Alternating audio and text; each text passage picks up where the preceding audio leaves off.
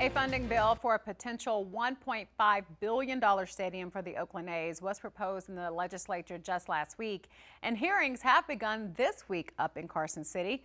The funding proposal includes land being donated by the owners of the Tropicana Hotel and Casino, along with close to $400 million in public funding.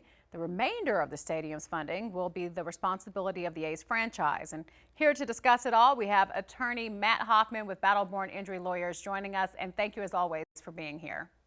Good to be here. Yeah, so let's start with this. How is this nearly $400 million in public funding actually going to be paid for? So it's going to be bonds, and about 180 million of it will come from the state of Nevada, and about 140 of it will come from Clark County. And that's bonds are what's used to pay for these kind of projects, stadiums, sometimes bridges, roads.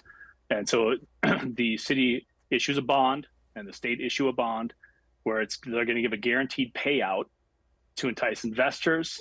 And then you get big institutional investors come in and buy the bonds because they know they're going to get a guaranteed rate of return every year. Now, that doesn't sound very good for us because that means that we're paying, more than we borrowed over time. But the way that they're structuring this, it's at least proposed, is that the bonds will be repaid through a special tax district. And basically the special tax district is going to be in the stadium and the area surrounding the stadium site.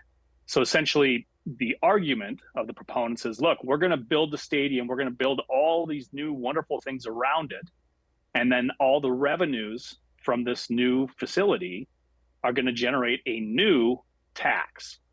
And that is the money that's going to go to pay for this. So their argument is there is no new tax on any residents here. It's only on people who actually go to the games and go to the facility. And so if you don't go to a game, you don't go to the area and buy things, you're not paying anything towards a stadium. It's all going to be funded by itself. And that's the argument.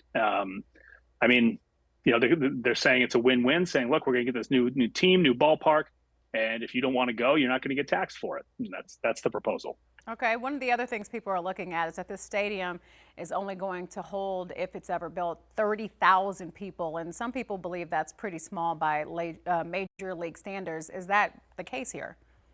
Yeah, it's actually part of the modern trend. Some of the newer ballparks are going smaller. If you look at Target Field in Minneapolis, it only seats 38,000 people. And so 30,000 is pretty comparable. And the argument that they're making is, look, this creates a bit of scarcity. It makes it more valuable to get the tickets. It'll make the personal seat licenses more expensive because there'll be less seats. But the idea is that this way we're having a fuller house at all the games. And that seems to be, what the trend is now versus these gargantuan, 55,000 seat arenas. That's what they have in Oakland now. And it looks terrible when you have 8,000 people there. Right, and sometimes perception is reality when people look at that visual picture. So what's next? We know that hearings are going on right now. What's the next steps in getting this bill passed? Yeah, so you're going to have some public hearings. The public opinion on this is actually pretty terrible. I think 24% of those polled actually support this bill. I personally think that's kind of a reflection of what team is involved. The A's, they're notorious for not spending money and not fielding a very good team, but they're going to invest $1.1 billion into the stadium. I have to believe they're going to want to try to put together a winner. And that's going to be some of the arguments that they're going to hear up in Carson City. I don't know if they'll get it passed in the next, whatever it is, 10, 11 days before the end of the session. They may have to call a special session, and Governor Lombardo has indicated willingness to do so, but at least they've got a proposal in front of the legislators. They didn't until recently. And so there's actually something to discuss here.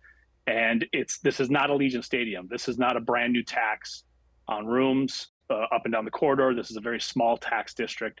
So my inclination is they want this. I think Governor Lombardo wants it. I think they're going to make this happen.